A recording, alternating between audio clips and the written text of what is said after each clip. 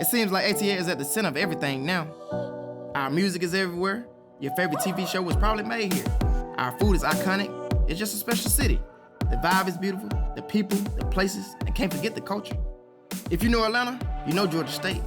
GSU is the heart of downtown. Just take a stroll down Peachtree, or Piedmont, or Auburn Ave, and look around. That's our campus. You can find us there 24/7. Atlanta is our city now. Yes, sir. GSU has been making moves for a while now, but until recently, one thing was missing, and that was football. In a year when college football is celebrating 150 years of competition, we're our celebrating team, and what a badass decade it's been. If you've been a part of it, like yours truly, then you already know. If you haven't heard, then let this film be a way to catch you up, and let me extend an invitation for you to become a part of what's happening. This is our story. This is Football at Georgia State.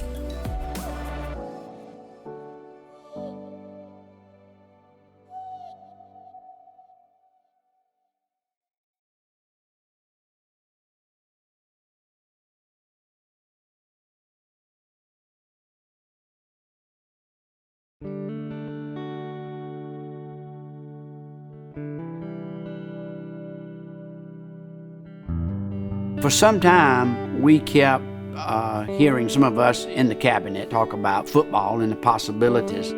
President Carl Patton did not embrace the idea at first, but we were persistent. Over a period of about a year, kept talking to the president and said, look, we've expanded our research. We've expanded many of our programs that are now nationally ranked. If we ever want to be a complete, total university, let's face it, we're in the South, we need football. And in fact, I even at that time called Bill Curry, who was an analyst for ESPN, and talked to him about a role that he could possibly play in helping us get football.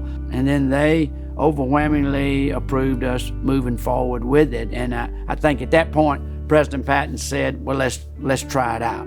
President Patton said that the next step has to be doing a study. And you got to go out into the public, see if the public supports the idea and what kind of response we get. And we need an independent person to step in. I thought about that, and one day, ironically, I was in my barbershop on West Paces, and Dan Reeves walked in. I didn't know Dan well, but I knew him, and he sat down, and at the barbershop, we formulated the idea of getting together and discussing the possibility of football.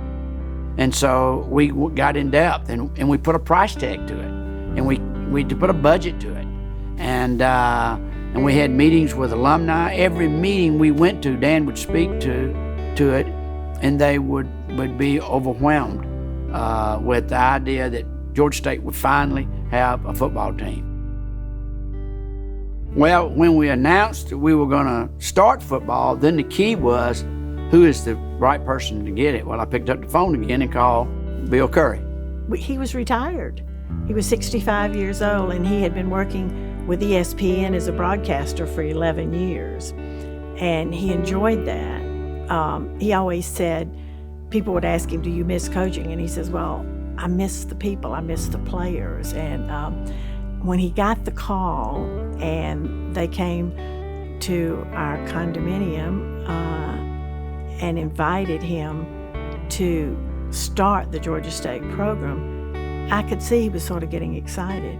And I did have an emotional attachment to Georgia State. And so when he asked me what I felt, I said, well, I do care about Georgia State, and it's been a lot to me and to my family. And of course, I don't have to move. I will say this, Bill nor I, either one, realized how hard it was going to be to start a football team from scratch. I remember when we went to the news conference and somebody brought a football and he held up the football, and somebody had to purchase the football for the news conference, and it was like, we didn't even have a football.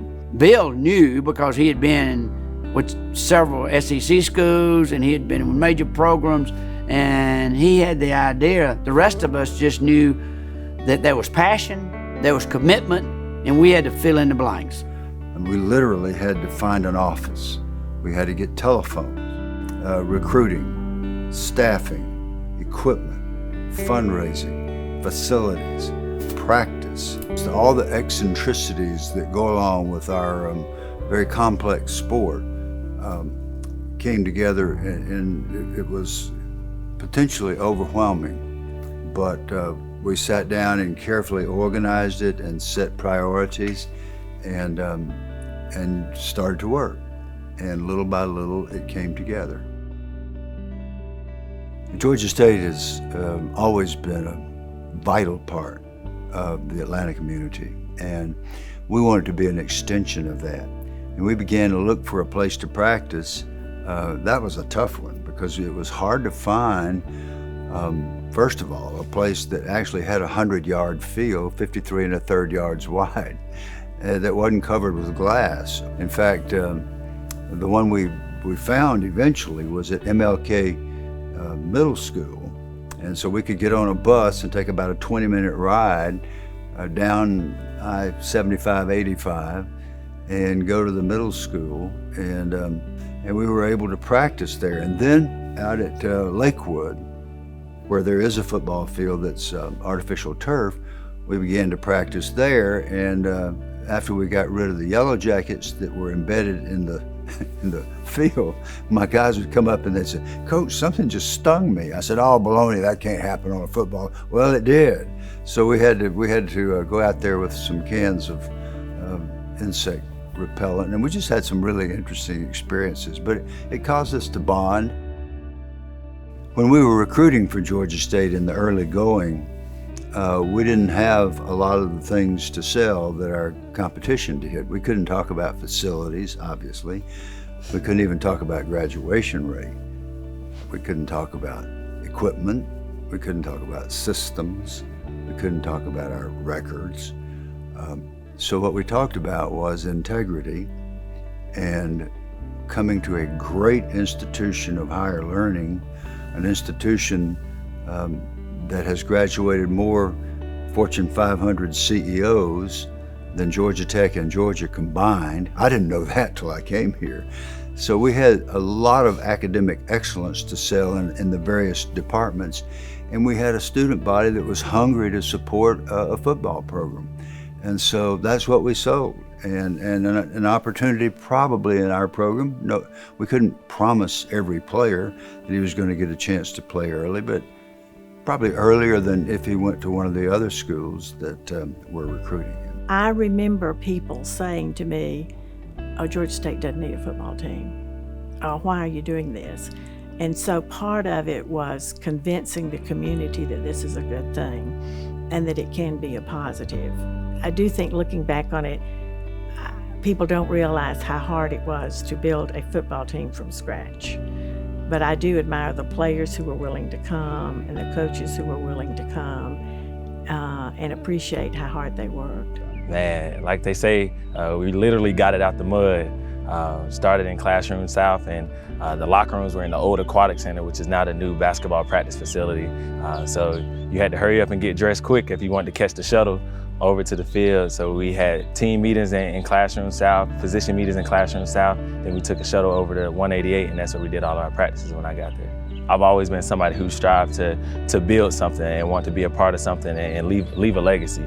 So to be a part of a birth of a program and to be part of like one of the inaugural teams and the first recruiting class, it was an awesome experience, and I wouldn't change it for the world. I remember Bill saying very clearly, it's going to take 10 years before we can really be competitive and have what we need. And that's exactly what's happened. Having Bill Curry as our football coach, as the program launched, you can't underestimate the value that brought to the program in terms of recognition nationally. We were, I think it was the ESPN magazine we were on the cover of. What I remember most vividly is that week leading up to the first game was the media outreach. And basically the question that they wanted to stick to me was, when are you going to decide whether to keep football or not? And it's like, I said, I don't expect that that's ever going to be a question. Bottom line is that in this part of the country, football's a big deal. And so my question is not, do you keep football or not? My question is what do we do to make this program as successful as we can make it? How do we do it the right way so that we have a high quality program? you.